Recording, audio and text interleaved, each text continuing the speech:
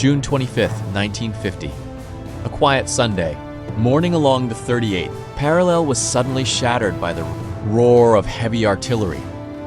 Just 5 years after the end of World War II, the world woke up to the dawn of yet another bloody conflict. This was far from just a civil war between divided brothers. It was the first explosive flashpoint of the Cold War, where the capitalist West, led by the United States, and the communist East, backed by the Soviet Union, collided head-on. Over the next 3 years, millions of lives would be consumed by a brutal war that, technically, has never ended. This is the story of those 3 devastating years that rewrote history in blood.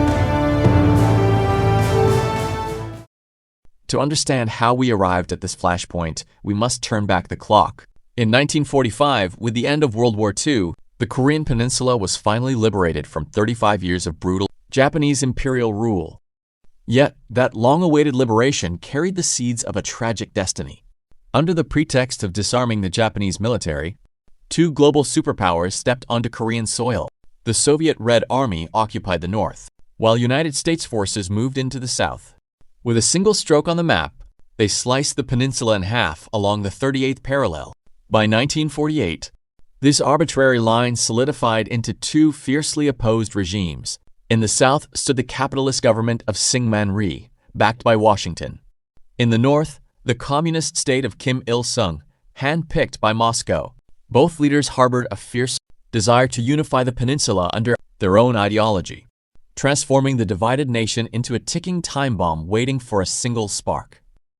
On the dawn of June 25, 1950, spearheaded by massive columns of Soviet-built T-34 tanks and heavy artillery, the highly prepared North Korean People's Army crossed the 38th parallel in a surprise, full-scale invasion codenamed Operation 201. Caught completely off guard and lacking anti-tank weaponry, the South Korean forces put up a desperate resistance, but were quickly overwhelmed. The onslaught was so swift that in just 3 days, on June 28th, the South Korean capital of Seoul fell into enemy hands. Millions of terrified citizens fled south as the Han River bridge was blown to pieces in a desperate bid to slow the advance. Within weeks, North Korean forces swallowed over 90% of the peninsula, driving the remnants of the South Korean and Allied forces into a tight, desperate pocket at the southeastern tip, known as the Pusan Perimeter. With their backs against the sea at the Pusan Perimeter, the Allied forces faced total defeat. But in this darkest hour, United Nations Commander General Douglas MacArthur conceived one of the most audacious military gambles in history, Operation Chromite. He proposed a surprise amphibious landing, deep behind enemy lines, at the port of Incheon. September 15, 1950. Despite treacherous tides and heavy fortifications, a massive armada of UN naval vessels breached Incheon. The landing was a spectacular success, completely severing the North Korean supply lines and trapping the invading forces in a deadly pincer movement between Incheon and Pusan. Tide of war turned overnight. UN and South Korean forces swiftly liberated Seoul by late September and pushed northward, crossing the 38th parallel.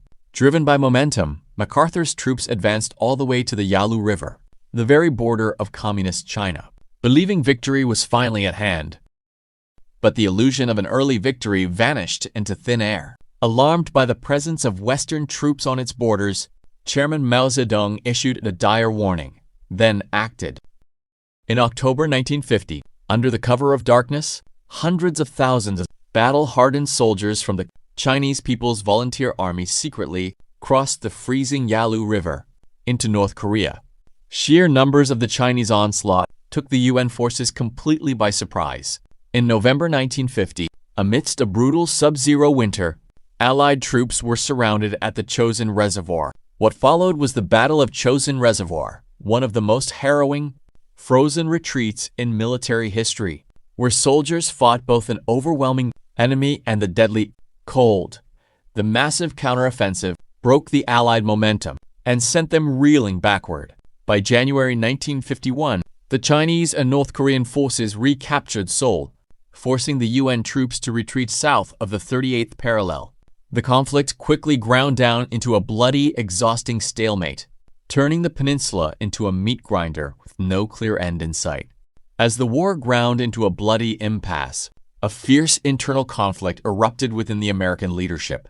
Frustrated by the stalemate, General Douglas MacArthur aggressively pushed to expand the war, advocating for direct bombing of mainland China and even the use of atomic weapons. He believed that there is no substitute for victory. But President Harry Truman feared that expanding the conflict would drag the Soviet Union into the fray, triggering World War III. In a shocking move that stunned the world, Truman fired the legendary general in April 1951. The United States chose to maintain a limited war, a political conflict fought with strict tactical boundaries, to prevent global apocalypse. Behind the scenes, however, the Soviet Union was already deeply involved. Under the tightest secrecy, Moscow supplied thousands of modern MiG-15 fighter jets and covertly deployed Soviet pilots to fly combat missions over the skies of North Korea, clashing directly with American Sabre jets in history's first supersonic dogfights. By July 1951, both sides realized that a military victory was impossible. Peace talks began at Kaesong and later moved to Panmunjom. Yet, while diplomats bickered over borders and the repatriation of prisoners of war, the fighting continued on the bloody ridges. For 2 grueling years, young men died for mere inches of muddy ground. Finally, on July 27, 1953, the guns fell silent. The Korean Armistice Agreement was signed, establishing the Demilitarized Zone, or DMZ, a 4-kilometer-wide, heavily fortified buffer strip splitting the peninsula along the 38th parallel. It became the most heavily weaponized and tense border on the planet. Armistice brought an end to the active slaughter, but it carved a permanent wound into the Korean soul. Families were ripped apart overnight, scattered on opposite sides of a wire fence with no way to communicate. Millions of parents, children, and siblings were separated, left with a lifetime of silent grief and a longing for a home they could never return to. Despite the immense devastation, with over 3 million casualties and an entire peninsula left in ruins, the conflict is often referred to as the Forgotten War. Sandwiched between the scale of World War II and the political chaos of the Vietnam War, the sacrifices made on these frozen ridges are too often overlooked by the world. But the reality is that the Korean War never truly ended. No formal peace treaty was ever signed, meaning that today, the peninsula remains frozen in an uneasy state of armed truce. The barbed wires of the DMZ still stand, a stark, living reminder of how a divided past continues to shape a modern world, written in blood and paused in silence.